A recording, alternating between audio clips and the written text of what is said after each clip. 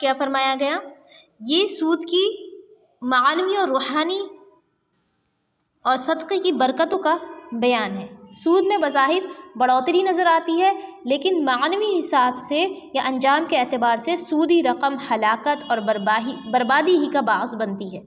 اس حقیقت کا اعتراف اب یورپی ماہرین یعنی کہ جو بڑے بڑے ایکسپرٹس ہیں وہ معیشت میں بھی کرنے لگے، اکانومی میں بھی یہ بات فیل ہو رہی ہے کہ اس انٹرسٹ کا جو ہے کوئی اچھا رزلٹ نہیں آتا ہے۔ لیکن بڑے بڑے جو اکانومسٹ ہوتے ہیں نا، جو اس چیز کو کیا دیتے ہیں، اس کی پاسبلٹیز چیک کرتے ہیں، تو وہ دیکھ کے یہ فیل کرنے لگے ہیں، حالانکہ لوگ اس بات ابھی یہ عام نہیں ہوئی ہے بات کہ اس چیز کو سب محسوس کریں کہ اس کے نقصانات کتنے ہیں۔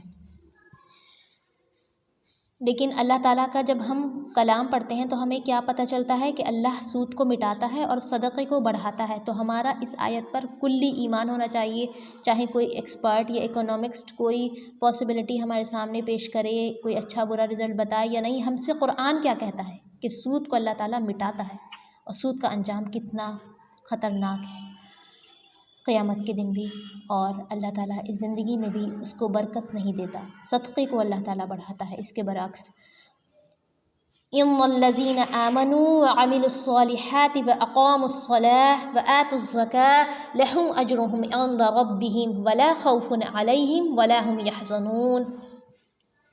بے شک جو لوگ ایمان کے ساتھ نیک کام کرتے ہیں اور زکوٰۃ نمازوں کو قائم کرتے ہیں اور زکوٰۃ ادا کرتے ہیں، ان کا اجر ان کے رب کے پاس ہے، ان پر نہ تو کوئی خوف ہے اور نہ اداسی اور نہ غم۔ قرآن کیا کہتا ہے کہ ان کے ساتھ کیا نہیں ہوگا؟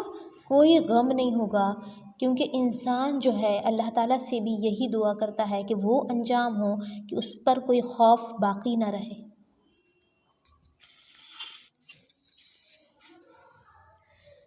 اس رکوع میں اللہ تعالیٰ بار بار دو قسم کے کرداروں کو پیش کر رہے ہیں، آپ دیکھیے۔ ایک تو کردار خود غرض ہے، زر پرست ہے، یعنی کہ جو منی مائنڈڈ ہے، اور اس قسم کا انسان ہے جو خدا اور خلق دونوں کے حقوق سے بے پرواہ ہو کر روپیہ گننے اور گن گن کر سنبھالنے اور ہفتوں اور مہینوں کے حساب سے اس کو بڑھانے اور اس کی بڑھوتری کا حساب لگانے میں منہمک ہو۔ آپ لوگوں نے جو لینڈ لارڈس ہوتے ہیں ان کی اسٹوریز پڑھی ہیں؟ اسٹوریز نہیں بلکہ لینڈ لارڈ کا جو ایک کریکٹر ہوتا ہے، اگر آپ نے کبھی وہ اپنی جو ہے کبھی اس کی اسٹڈی کی ہو، کہیں تھوڑا سا نوٹ کیا ہو، تو آپ جو بنیے ٹائپ کے لوگ ہوتے ہیں وہ کیسے ہوتے ہیں، ان کا جو مائنڈ ہوتا ہے وہ ہمیشہ یہ دیکھتا رہتا ہے کہ کہاں سے ہمیں کتنا مل رہا ہے، اور ہمیشہ ان کا ذہن اس طرف لگا رہتا ہے کہ اس پیسے سے جو ہمارے پاس ہے موجود کتنے اور بننا ہے۔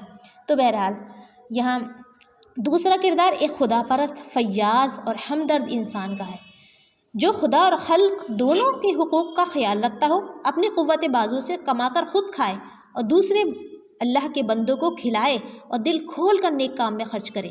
پہلے قسم کا کردار کیسا ہو سکتا ہے؟ خدا کو سخت ناپسند ہے۔ دنیا میں اس کردار پر کوئی صالح سوسائٹی یعنی کہ کوئی ویلفیئر سوسائٹی نہیں بن سکتی۔ آپ سوچ سکتے ہیں کوئی ایسا کریکٹر جو بس پیسہ بنانے میں لگا ہوا ہے وہ کسی کا بھلا چاہ سکتا ہے؟ وہ کبھی معاشرے میں، کبھی سوسائٹی میں کوئی ویلفیئر کا کام سٹارٹ کر سکتا ہے؟ نہیں کر سکتا۔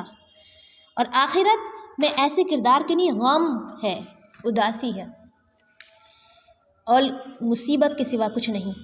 بخلاف اس کے اللہ کو دوسرے قسم کا کردار بہت پسند ہے، اس سے دنیا میں صالح سوسائٹی بنتی ہے اور وہی آخرت میں انسان کے لیے فلاح کا معجب فلاح ہے، یعنی کہ فلاح کا ذریعہ ہے۔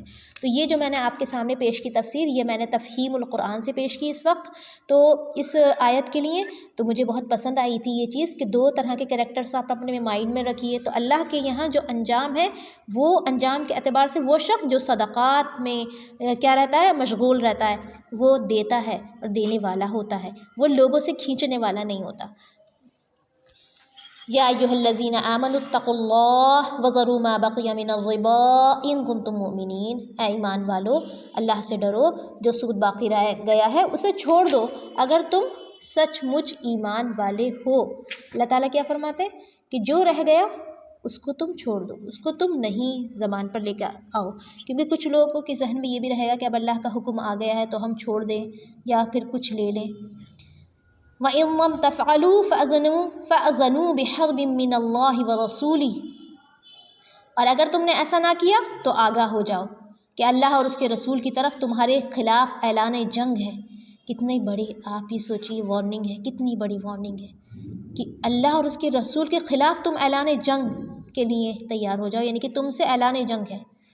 تو آپ دیکھیے اس میں کیا ہے، یہاں یہ آیت فتح مکہ کے بعد نازل ہوئی اور مضمون کی مناسبت سے اس سلسلہ کلام کا مطلب کیا ہے، جو بات چل رہی ہے اس میں داخل کر دی گئی ہے۔ اس سے پہلے اگرچہ سود ایک ناپسندیدہ چیز سمجھا جاتا تھا مگر قانوناً اسے بند نہیں کیا گیا تھا۔ اس آیت کے نزول کے بعد اسلامی حکومت کے دائرے میں سودی کاروبار ایک فوجداری جرم بن گیا۔ عرب کے جو قبیلے سود کھاتے تھے ان کو نبی صلی اللہ علیہ وسلم نے اپنے عمال کے ذریعے آگاہ فرما دیا کہ اب وہ اس لین دین سے باز نہ آئے تو ان کے خلاف اعلان جنگ ہے۔ 2 منٹ ویٹ کریے، اذان ہو رہی ہے، صرف 2 منٹ، کوئی آف لائن نہیں ہوگا۔